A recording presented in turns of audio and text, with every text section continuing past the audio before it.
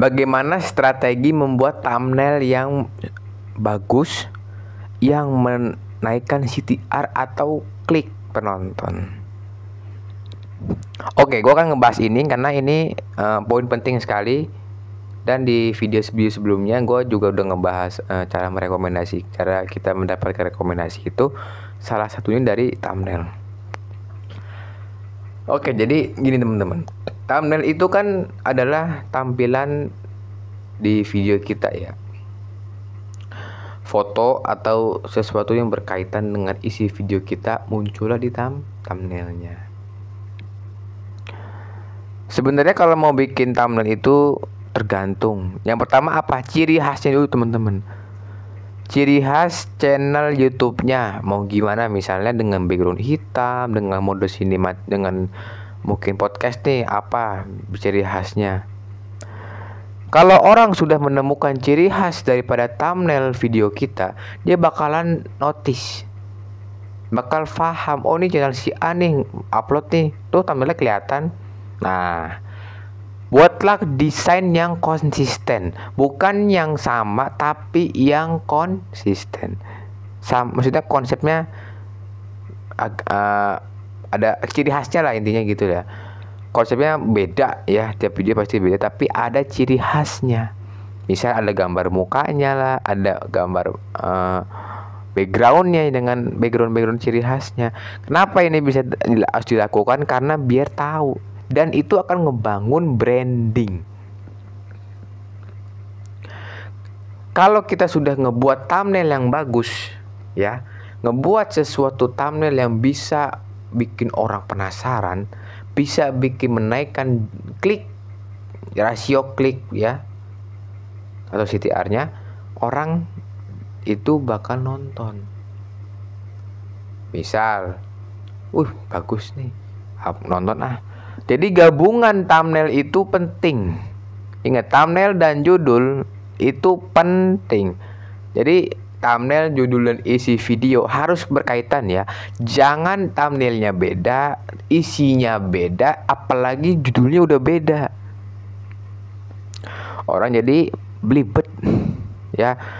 Misalnya kita mau bikin thumbnail nih perihal A, tapi di thumbnail isinya B, ya kan nggak boleh. Orang jadi apa? Belibet lah, jadi nggak paham lah materinya apa. Kenapa ini gue tekankan? Karena rata-rata itu yang baru mulai itu nggak tahu ciri khas channel.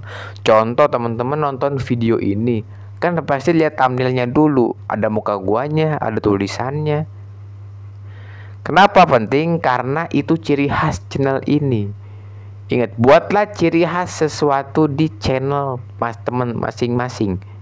Karena itu bakal diingat, bakal jadi identitas dan jadi branding.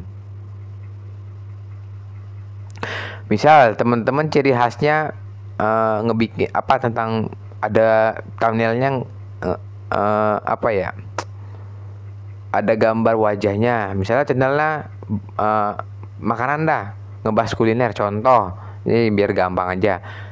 Ada gambar teman-teman lagi makan, itu kan ciri khas. Ntar video selanjutnya terus ada gambar lagi yang makanan dan sebagainya, itu ciri khas. Nggak usah jauh-jauh deh, coba teman-teman nonton video ini, mampir ke beranda channel ini dah. Itu ada video gua kan panjang kan, videonya video panjang semua, nggak ada shortnya. Kenapa gua nggak bikin short? Karena gua fokus beri edukasi, ngeberikan edukasi seperti ini. Untuk apa? Untuk video panjang, untuk diperjelas lagi, untuk gue emang nggak suka, karena target gue adalah orang-orang yang emang mau belajar ya, orang-orang yang pengen fokus. Dan gue itu sebenarnya mau mensalurkan isi pikiran gue sendiri dengan video ini. Jadi nggak usah lah, kita istilah kata mah nggak usah kayak gue pengen rame, gue pengen dapat duit banyak. Gue juga pengen dapat duit ya, tapi kan kadang orang bikin short viral. Jangan. Buatlah konten yang original, yang konsisten. Jadi thumbnail itu jangan diremehkan, jangan sembarangan buat thumbnail, buat yang bisa menarik nggak usah banyak-banyak tulisan, banyak elemen-elemen penting, banyak-banyak elemen-elemennya. Yang penting adalah bisa difahami penonton. Bang, cara bikin thumbnail gimana? Bisa pakai Canva, pakai Pixel Lab, bisa. Yang penting ngepas, yang penting apa ya, kita mampu untuk ngebuatnya. Jangan sampai kita bikin thumbnail tapi orang nggak ngerti. Dan kalau kita bikin thumbnail, kita juga harus tahu siapa audiens kita, umurnya berapa, kerjanya apa, kesehariannya apa, channel yang ditontonnya apa. Karena dari situ kita bisa menentukan konsepnya. Konsep thumbnail yang dibikin. Contoh, kita bikin channel kayak misalnya gue bikin kayak gini nih, kan pemula, nggak mungkin gue bikin thumbnail pakai istilah-istilah yang susah, kan nggak mungkin. Bisa contoh lagi, gue kontennya bisa bahas mainan, terus gue bikin thumbnailnya pakai apa, untuk orang dewasa, konsepnya nggak mungkin lah.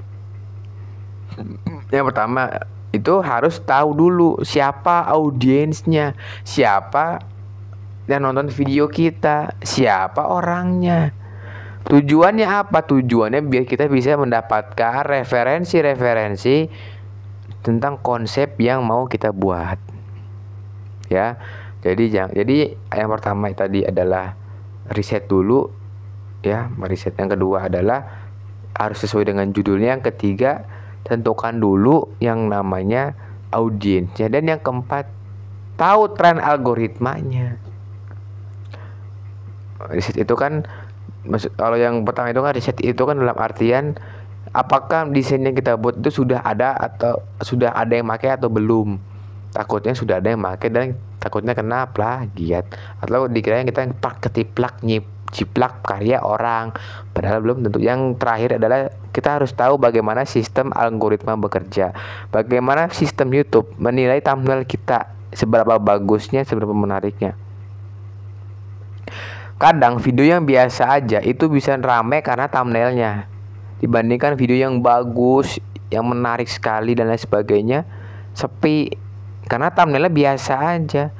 Jadi yang menarik orang buat nonton itu thumbnail dan judul, ya.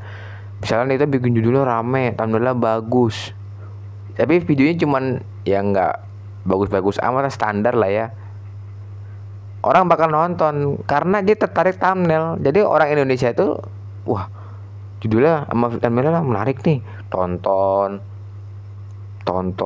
bagus, diklik lah. Itulah prosesnya. Kalau teman-teman masih bingung bikin thumbnail, bisa cari aja referensinya di YouTube. Banyak kok cara bikin thumbnail yang bagus.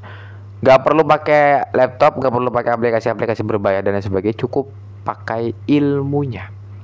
Kalau udah tahu ilmunya, kita bakalan gak mungkin tersesat dan gak bakalan repotin diri sendiri. Sekian, terima kasih.